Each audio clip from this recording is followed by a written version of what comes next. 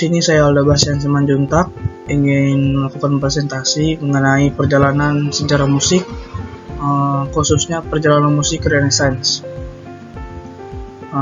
Jadi saya Alda Bastian Simanjuntak, saya ulangi, saya berasal dari kampus IAKN Palangkaraya, Prodi Pendidikan Musik Gereja.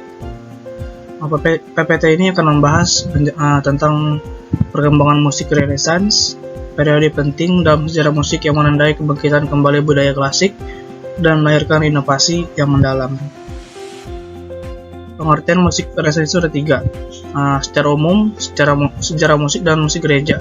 Yang pertama itu secara umum, musik Renaissance adalah bentuk seni musik yang berkembang pada periode Renaissance, sekitar abad ke-14 hingga abad ke-17, yang ditandai dengan kebangkitan minat terhadap seni, budaya, dan ilmu pengetahuan dari era klasik Yunani dan Romawi.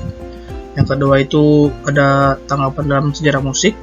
Dari perspektif sejarah musik itu, Renaissance adalah sebuah periode perkembangan artistik yang berlangsung antara abad ke-14 akhir hingga abad ke-17 awal, yang mencerminkan semangat kebangkitan budaya klasik Yunani dan Romawi.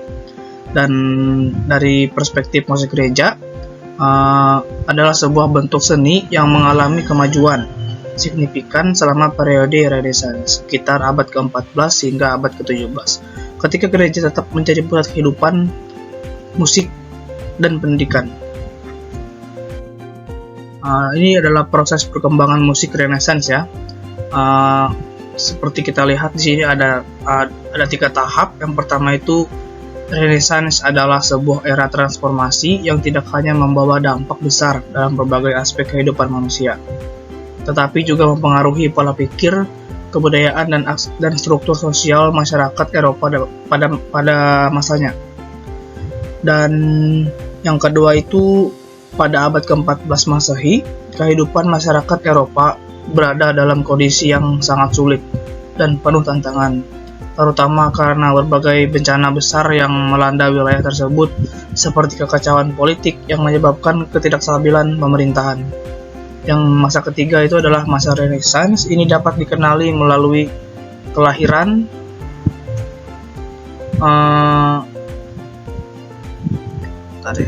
nggak kelihatan.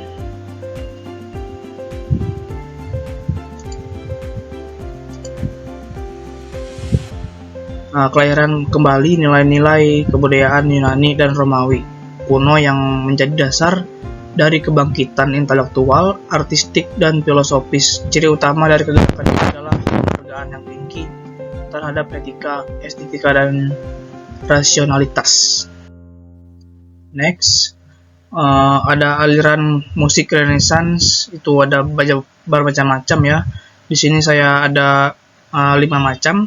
Gaya Baroque, gaya Romantisme, gaya Impresionisme, gaya Post-Impresionisme, dan gaya seni Surrealisme.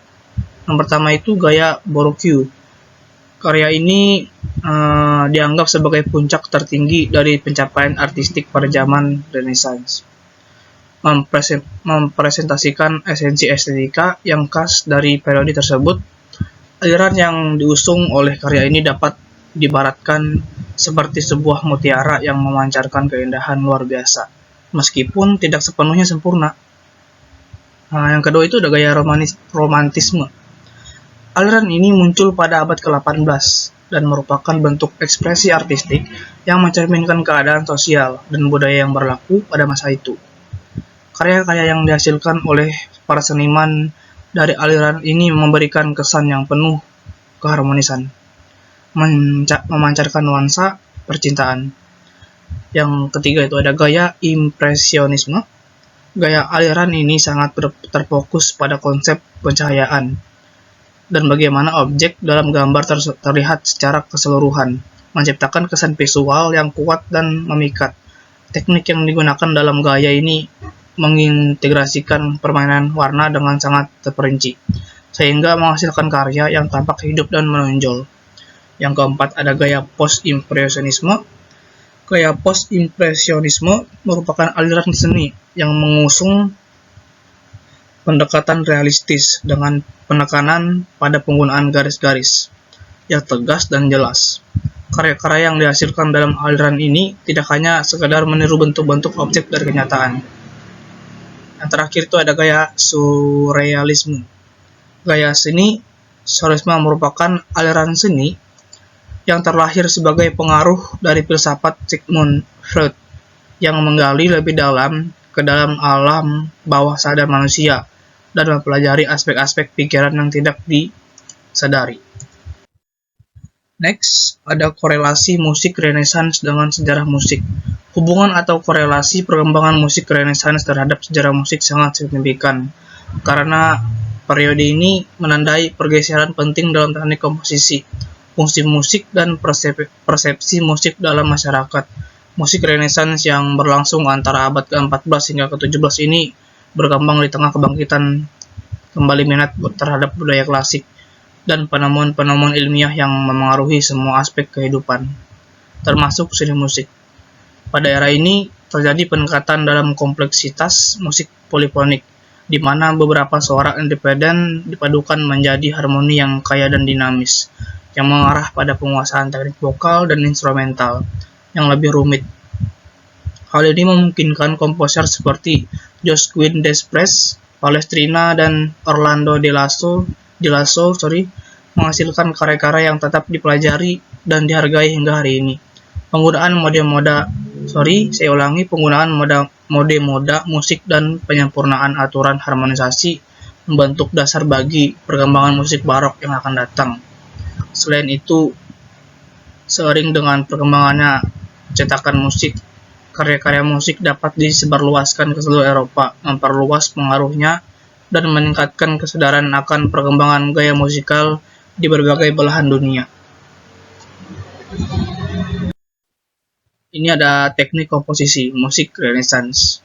Ada 4 sub: Fox, Bourdon, Cadence tonal, parodi 145.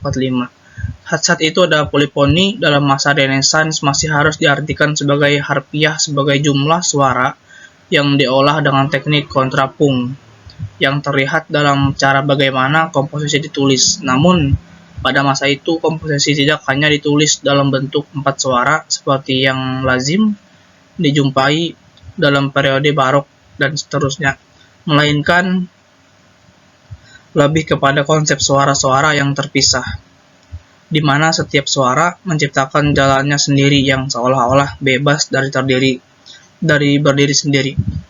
Yang kedua itu ada Fox Bourdon.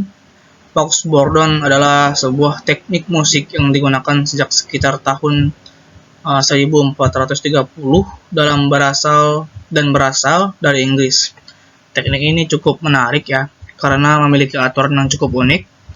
Menurut peraturan kontrapung pada masa itu, penggunaan paralel kuat atau interval yang berdekatan dalam suara, seperti pada oktav atau quint paralel, sangat tidak dianjurkan atau bahkan dilarang ya. Luar biasa.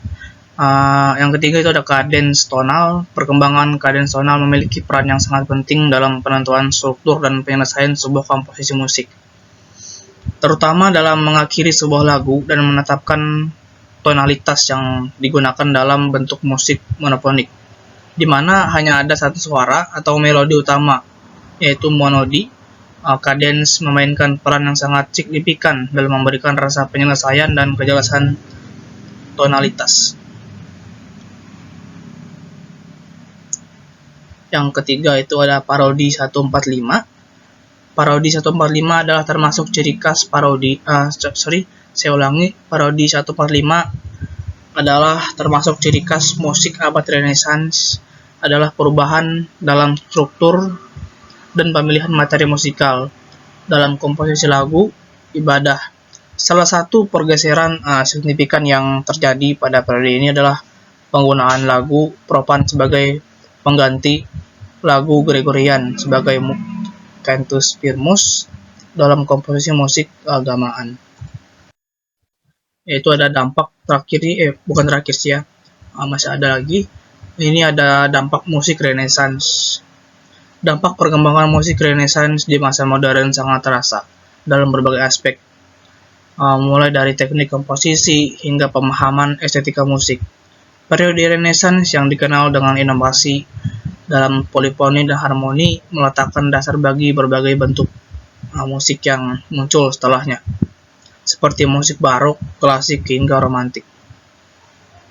Teknik polifonik yang diperkenalkan oleh komposer seperti Josquin des Prez dan Palestrina masih dijadikan rujukan dalam pengajaran teori musik, membantu cara musisi dan komposer modern dalam memahami dan menciptakan karya musik yang kompleks. Selain itu, musik Renaissance juga memperkenalkan penggunaan melodi dan harmoni yang lebih ekspresif, yang kemudian berkembang menjadi ciri khas dalam banyak karya musik modern sekarang ya. Ini ada contoh-contoh ya. Saya bisa menjelaskan alat musiknya aja, tidak ada contoh gambarnya, mohon maaf, tapi ini ada 5 contoh alat musik yang digunakan pada saat masa Renaissance. Yang pertama itu xylophone. Xylophone adalah alat musik yang terbuat dari serangkaian lembaran kayu dan berbagai ukuran, di mana setiap plat kayu tersebut diletakkan di atas sebuah kotak resonansi yang berfungsi untuk memperkuat suara yang dihasilkan. Yang kedua itu Dovano. Dovano adalah alat musik angin yang unik, terdiri dari suling kecil dalam bentuk yang sangat tajam dan memiliki nada yang khas. Alat musik ini biasanya terbuat dari bahan ringan seperti bambu atau logam dan dirancang untuk menghasilkan suara yang jernih dan melengking. Ada yang ketiga itu konsort. Konsort adalah sekelompok alat musik instrumental yang berasal dari periode musik Renaissance, di mana instrumen-instrumen tersebut dimainkan secara bersama-sama untuk menciptakan harmoni yang indah. Yang keempat itu ada cornetto.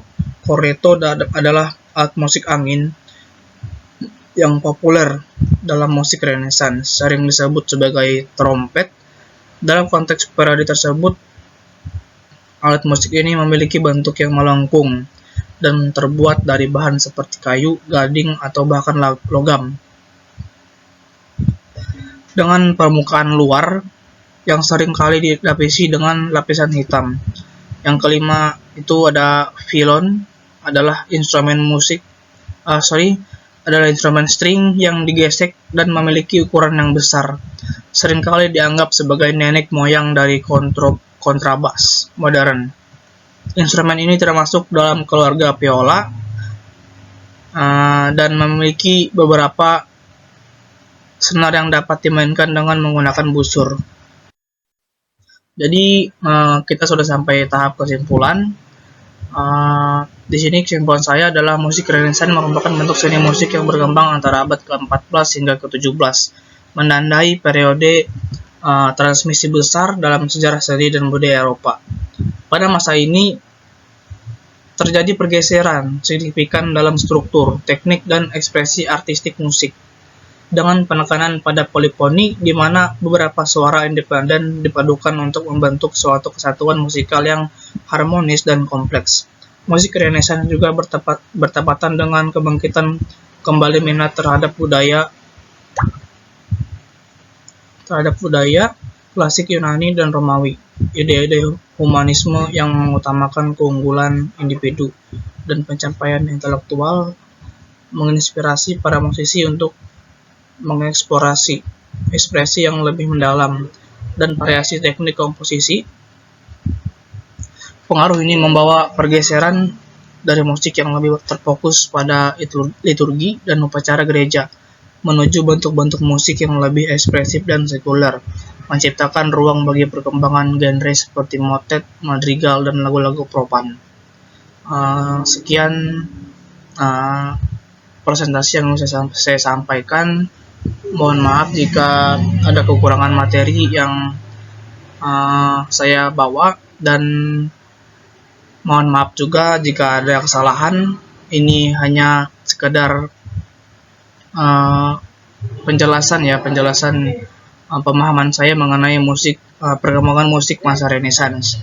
Jadi jika ada salah kata mohon maaf sekali lagi. Sekian dari saya, terima kasih.